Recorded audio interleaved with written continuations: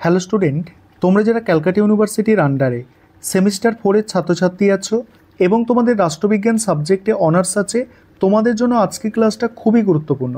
আজকের ক্লাসে তোমাদের ডিএসসিসি 8 পেপার থেকে একটি গুরুত্বপূর্ণ বড় প্রশ্নের উত্তর নিয়ে আলোচনা করব। এই প্রশ্নটা তোমাদের 10 বা 20 নম্বরে পরীক্ষায় আসতে পারে। মোস্ট ইম্পর্টেন্ট একটি প্রশ্ন ডিএসসিসি 8 পেপার থেকে। প্রশ্নটা কি আছে? সিদ্ধান্ত গ্রহণ বলতে কি বোঝো? আরেকটা পার্টের সঙ্গে আছে প্রশাসনের সিদ্ধান্ত গ্রহণ অপরিহার্য, যুক্তিসহ আলোচনা করো। প্রথমেই তোমাদের ইন্ট্রোডাকশন অর্থাৎ ভূমিকা দিয়ে প্রশ্নের উত্তরটা শুরু করতে হয়। ভূমিকায় কি লিখবে দেখো, প্রশাসন একটি সুসংগঠিত ও লক্ষ্য নির্ধারিত কার্য ব্যবস্থা যেখানে প্রতিনিয়ত নানা সমস্যা ও পরিস্থিতির মুখোমুখি হতে হয়। এই সব সমস্যা সমাধানের জন্য যে কৌশল, দিক নির্দেশ ও পথ নির্ধারিত হয় তাকেই বলা হয় সিদ্ধান্ত গ্রহণ।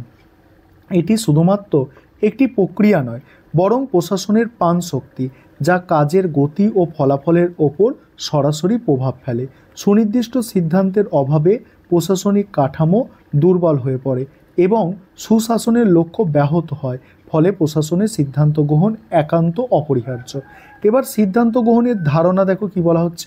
সিদ্ধান্ত গ্রহণ বলতে বোঝায় বিকল্প পথগুলির মধ্যে থেকে যুক্তিনির্ভর ও উপযুক্ত পন্থা নির্বাচন করে ভবিষ্যৎ কর্মপরিকল্পনা নির্ধারণ করা। এটি হলো একটি উদ্দেশ্য ভিত্তিক চিন্তন প্রক্রিয়া যা প্রশাসনিক সমস্যা সমাধানে কার্যকর ভূমিকা পালন করে।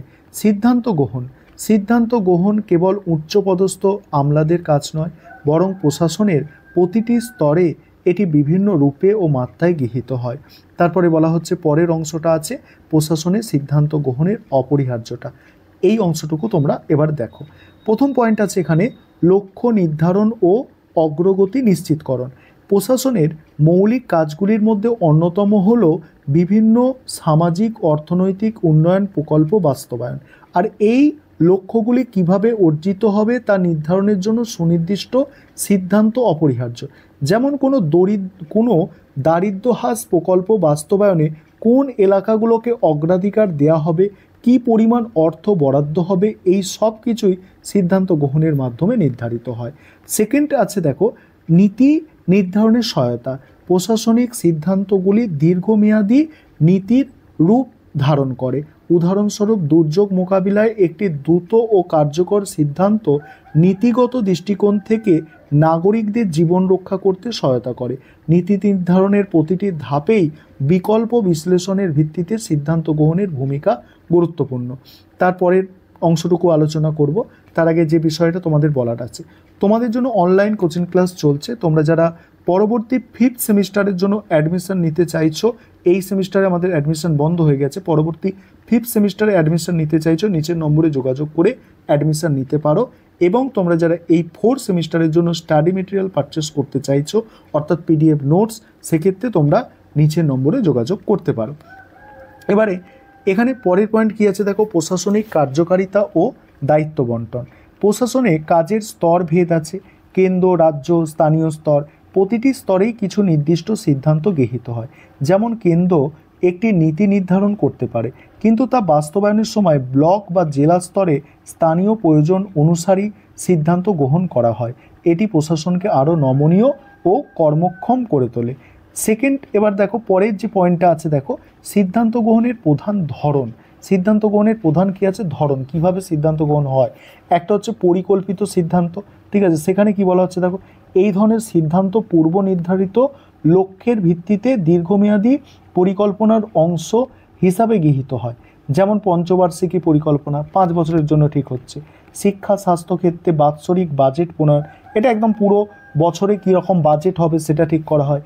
পরিকল্পিত সিদ্ধান্ত বাস্তবায়নের পর্যায়ক্রমিক মূল্যায়ন প্রয়োজন হয়, অর্থাৎ আগে কি হয়েছিল আর গতবারে পঞ্চবার্ষিকীতে গত 5 বছরে কেমন গেছে, এবারে কেমন টার্গেট আছে, ঠিক আছে। শিক্ষা স্বাস্থ্যক্ষেত্রে গতবারে কি হয়েছিল বাজেটে, এবারে সেই রকম দেখে করা হয়, ঠিক আছে।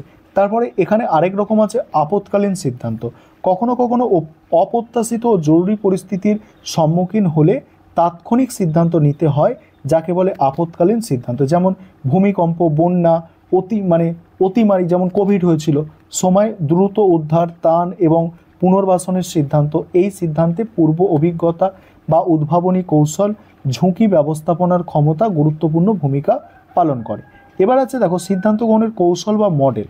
একটা হচ্ছে মানে রৈখিক বিশ্লেষণ, যে লাইনার অ্যানালিসিস, সেখানে কি বলা হচ্ছে দেখো, এই মডেল অনুযায়ী বিভিন্ন বিকল্প পথ একটি কল্পিত রেখায় সাজিয়ে পর্যায়ক্রমে সিদ্ধান্ত নেওয়া হয়। উদাহরণস্বরূপ দুর্যোগ কালে প্রথমে উদ্ধার, তারপর তাদের ত্রাণ দেওয়া হবে, তারপর তাদের একটা বাসস্থান দেওয়া হবে, অর্থাৎ পুনর্বাসন করা হবে। এখানে প্রতিটি ধাপের জন্য আলাদা সিদ্ধান্ত প্রয়োজন এবং পরবর্তী ধাপ আগেরটির ভিত্তিতে গঠিত হয়। আরেকটা হচ্ছে ক্রীড়াতত্ত্ব, মানে গেম থিওরি যেটাকে বলা হচ্ছে। এটা কি? এই তথ্য প্রধানত সংঘাতপূর্ণ পরিস্থিতিতে ব্যবহৃত হয়। এখানে প্রতিটি পক্ষ তাদের নিজস্ব লক্ষ্য কৌশল নিয়ে এগিয়ে আসে, ফলে অন্য পক্ষের সিদ্ধান্ত তার উপর প্রভাব ফেলে। প্রশাসনের তুলনায় আন্তর্জাতিক সম্পর্ক কূটনীতিতে এর প্রয়োগ বেশি দেখা যায়। এবার বাস্তব উদাহরণে সিদ্ধান্ত গ্রহণের গুরুত্ব। ধরুন সরকার খাদ্যশস্য উৎপাদন বাড়াতে একটি জাতীয় কর্মসূচি হাতে নিয়েছে। কেন্দ্রীয় স্তরে উৎপাদনের লক্ষ্যমাত্রা নির্ধারণ করা হলেও রাজ্য বা জেলা স্তরে আবহাওয়া, জমির ধরন ও কৃষিকাজের প্রয়োজন বিবেচনা করে স্থানীয়ভাবে অনেক গুরুত্বপূর্ণ সিদ্ধান্ত নিতে হয়। ফলে সিদ্ধান্ত গ্রহণ শুধুমাত্র একটি নির্দেশ নয়, বরং বাস্তবতা ও প্রেক্ষাপটের সাথে মিল রেখে প্রয়োগযোগ্য একটি প্রশাসনিক কৌশল। এবার উপসংহার দিয়ে তোমরা প্রশ্নের উত্তরটা শেষ করবে। এইভাবে গুছিয়ে প্রশ্নের উত্তর কিন্তু তোমাদের লিখতে হবে।